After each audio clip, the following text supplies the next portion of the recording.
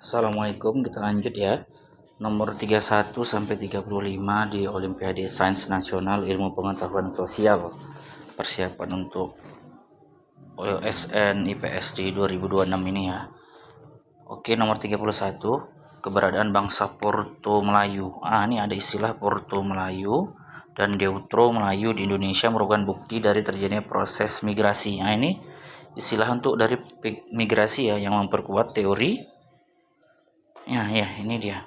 Jadi Porto Melayu dan Deutro Melayu ini istilah untuk memperkuat teori terbentuknya Nusantara gitu ya. Kita bermacam-macam. Orangnya dari mana? Dari Yunan, dari Cina.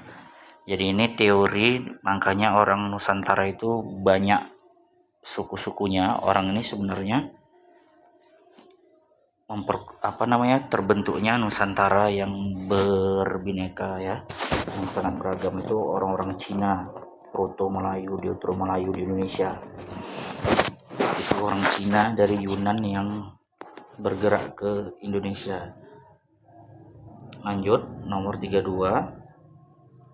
Pernyataan di atas menunjukkan faktor-faktor pendorong awal terjadinya hubungan perdagangan antara India dengan daerah-daerah Nusantara adalah: satu, kita tengok penemuan baru di bidang teknologi perkapalan dan pelayaran. Pendorong awal terjadi hubungan dagang ini karena teknologi perkapalan sudah sangat bagus pada waktu itu ya. Jadi orang-orang banyak berlayar, pesawat belum pada waktu itu ya. 2, motivasi penyebaran agama kepada India. Sebentar dulu. Ini motivasi agama ini belakangan ya. Indonesia itu Islam masuk itu karena orang India dan orang Persia, orang Iran yang sekarang yang lagi sedang bertempur dengan Amerika ini luar biasa mendakwahkan agama Islam ini ke Nusantara. Orangnya hebat. Tapi orang India ini faktornya bukan ngapa-ngapain, tapi mau dagang. Karena dia orang ini baik, hebat, ditengok Islam pun bagus. Jadi orang Nusantara yang animisme, dinamisme, penyembah roh gitu ya, penyembah batu, penyembah pohon, animisme gitu ya, dinamisme itu istilah itu ya, itu mereka akhirnya masuk Islam. Itu bukan karena dua ini awalnya, baru rentan faktor keamanan. Ini ada namanya jalur sutra. Ini karena jalur sutra ini adalah apa? Jalur sutra itu jalur dagang kuno ya, jalur perdagangan kuno. Dari mana? Dari Cina ke arah Indonesia gitu ya, baru ke arah sampai ke Eropa. Jadi orang Cina ini memang udah hebat kali. Nanti kita ada mulai dari tadi ya, mana dia ya, mana perdagangan jalur sutra. Nih jalur sutra ini dari Cina sampai semuanya ini jalur-jalur orang. Jadi orang Cina ini hebat dagangnya dari dulu ya.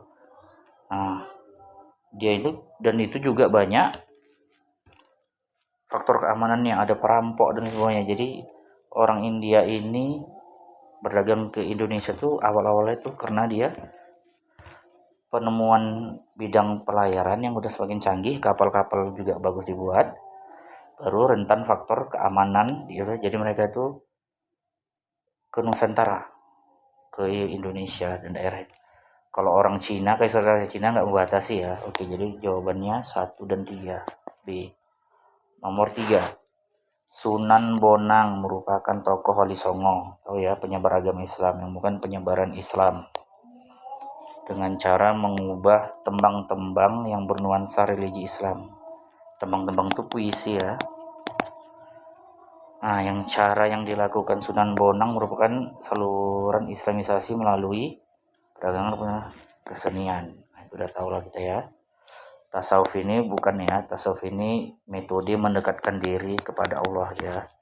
Metode mendekatkan diri kepada Allah. Ini metode salah satu aliran Islam yang dia zikir aja gitu ya. Puasa, gitu. Ini berarti dia Sunan Bonang pakai kesenian, pakai dia tembang-tembang puisi, dulu pakai wayang gitu ya. Oke, lanjut nomor 34. Belanda tiba di Indonesia dengan menempuh jalur pelayaran melewati rute pantai barat Afrika, Tanjung Harapan, Samudra Hindia. Rute yang ditempuh Belanda tidak menggunakan jalur lewat Selat Malaka dengan alasan cari jalur lebih cepat sampai ke Indonesia, menemukan rute baru di Indonesia, menghindari Portugis. Indonesia duluan dijajah Portugis di Selat Malaka. Jadi begaduh dulu nih Belanda sama Portugis. Nanti akhirnya Belanda menang. Nah, Belanda pertama awal-awalnya ngindar dulu dia karena udah ada Portugis. Jadi Indonesia ini karena saking kayanya jadi rebutan bangsa-bangsa Eropa dulu. Jadi tempat jajahan habis-habisan kita. Nah, jadi sebenarnya kita dijajah 350 tahun itu sejak Belanda. Sebelumnya apa? Sebelumnya Portugis. Wah, lebih lama lagi kita dijajah lagi ya. Dari awal di Selat Malaka. Nah ini enggak ya. Oke, karena menghindari Portugis, menghindari bentrokan dulu orang Belanda. Nanti akhirnya Belanda berhasil mengusir Portugis. Barulah Belanda jadi penguasa penjajah tunggal sampai ada Jepang, baru kita merdeka gitu ya. Oke, 35. Pembangunan jalur kereta api yang dilakukan pemerintah Hindia Belanda sejak tahun 1867 ini merupakan salah satu dampak dari terjadinya. Jadi pembangunan kereta api itu karena memang ada tanam paksa, karena ada politik etis. Revolusi Prancis juga menyebabkan, tapi lebih apa? Revolusi industri. Revolusi ini pun apa nih? Kalau kita tengok penemuan mesin uap. Nah, revolusi Prancis sudah dari dulu. Ini kejadian di Prancis biar jadi sistem kerajaan nggak dipakai lagi. Sistem kerajaan ini ada namanya Pangeran Louis, Raja Louis. Ini raja, sistem itu kan raja. Dia tuh akhirnya dia foya-foya gitu ya. Aneh lah, akhirnya Napoleon Bonaparte menjadi tonggak Prancis ya. Pada waktu itu ya dikenalkanlah sistem demokrasi. Baru pertama kereta api itu dibuat karena ada revolusi industri untuk mengapai rempah-rempah, penemuan mesin uap, biar transportasi bagus lah. Jadi biar nanti perang gampang, alat-alatnya dipindahkan, tentaranya. Jadi dia harus bangun kereta api itu karena revolusi industri. Oke, itu dia. Sampai nomor 35 dulu. Sudah azan. Wassalamualaikum warahmatullahi wabarakatuh.